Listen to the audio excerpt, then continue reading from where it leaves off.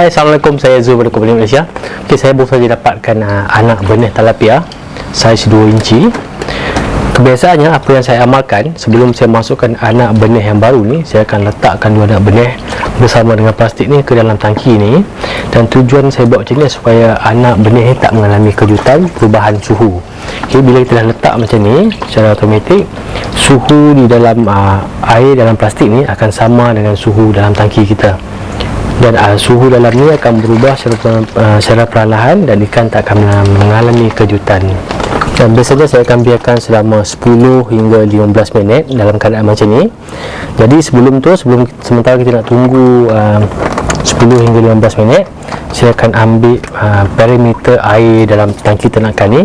Kita akan tengok tahap pH, amonia dan juga nitrat. Tapi memandangkan sekarang ni musim hujan, saya akan ambil sekali bacaan suhu air dalam tangki ternakan kita ni. Ok, first untuk suhu saya akan ambil bacaan dengan menggunakan TDS meter ni, sebab TDS meter ni ada sekali dengan temperature sensor.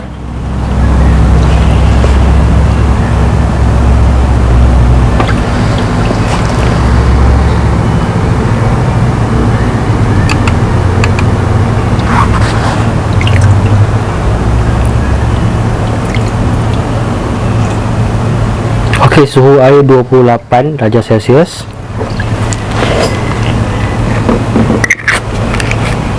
Kemudian kita akan ambil sampel air untuk ujian amonia dan juga nitrat. Ok, untuk ujian hari ini kita perlukan 3 testing tube. Satu untuk amonia, nitrat dan juga pH.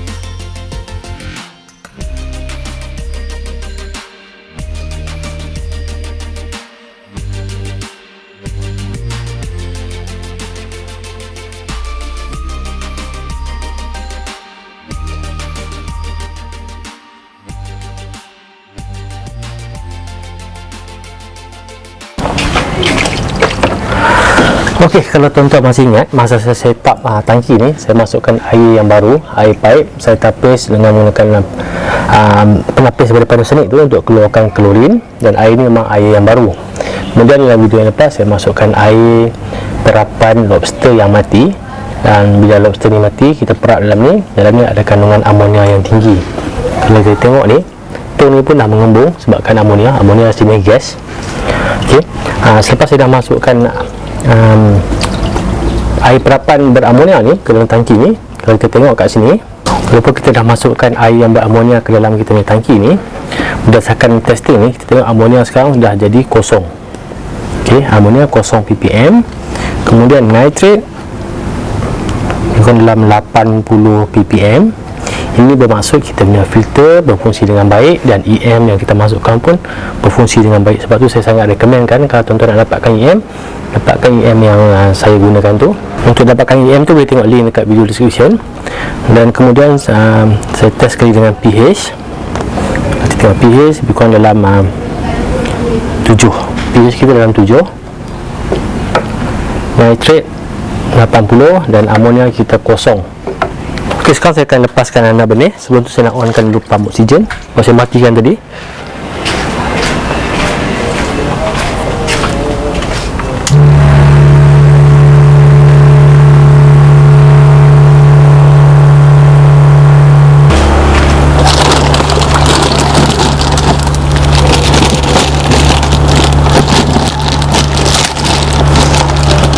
Okay, untuk dapatkan anak benih tilapia ni, nanti saya akan letakkan link ke Facebook seller-seller benih tilapia yang berdekatan, yang mungkin berdekatan dengan tempat tuan-tuan.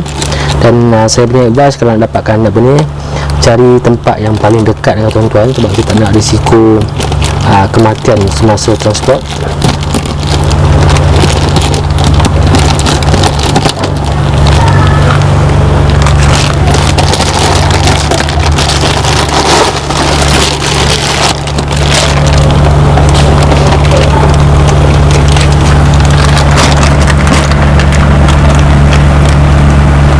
Kita kena lepaskan secara perlahan supaya anak benih tak mengalami kejutan.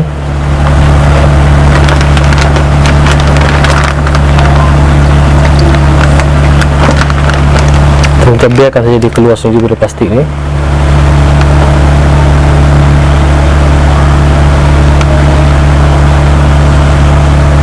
Cuma yang merisaukan saya sebab sekarang ni musim hujan. Biasanya anak tilapia ni kalau musim hujan tak dapat nak bertahan sangat. Kita cuba je lah, sebab dah terlalu lama saya delay.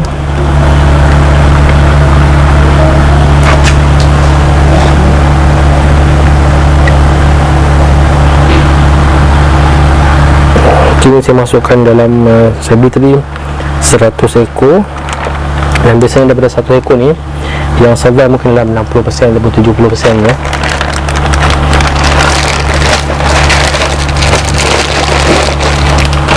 Okey, semua okey, tak ada yang mati. Setakat ni dah.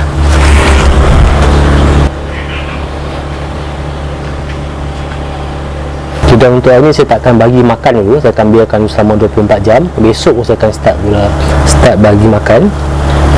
Dan untuk jumlah makanan, nanti saya akan tunjukkan dalam video seterusnya macam mana cara untuk kita sukat makanan yang sesuai dan mencukupi untuk ternakan kita ni, supaya kita tak terlebih bagi makan ataupun tak kurang bagi makan.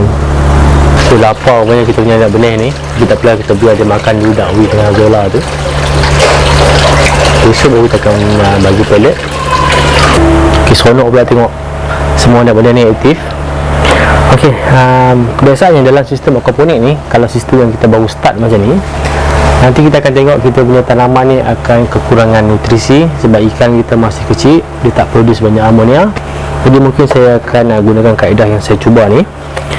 Kalau ada lobster ataupun ikan tilapia sendiri pun, kalau ada yang mati, saya akan masukkan dalam tong ni dan kita akan perap. Ia akan jadi sebagai kita punya sumber amonia.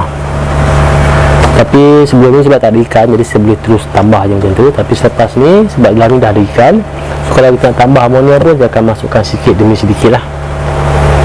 Dan kalau kita tengok kita punya tanaman ni pun nampaknya semuanya hidup, semuanya tumbuh. Sebab bayam Brazil ni pun memang senang kita nak tanam. Sebab saya pernah tengok kalau ada macam contoh, kalau ada daun ni, daun yang satu pelepah ni, kalau jatuh nanti dia akan tumbuh akar kat sini. So bayam Brazil memang mudah. Tengok bawang pun dah mula keluar tunas. Sebenarnya bawang ni saya tanam untuk akar dah panjang, saya tak boleh angkat dah. Tujuan saya tanam ni adalah untuk dapatkan daun bawang. Cuba angkat juga lah, saya tengok macam mana akar dia.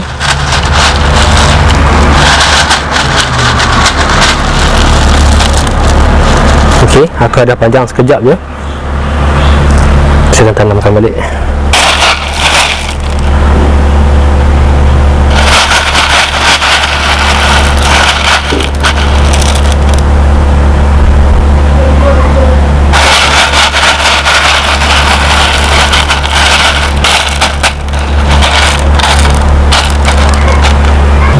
Ok, kunyit yang saya pindah tanam pun ok. Ok, pokok kita dah tanam, ikan kita dah masuk. Jadi sekarang saya akan onkan water pump dan kita biarkan sistem aquaponik kita ni running.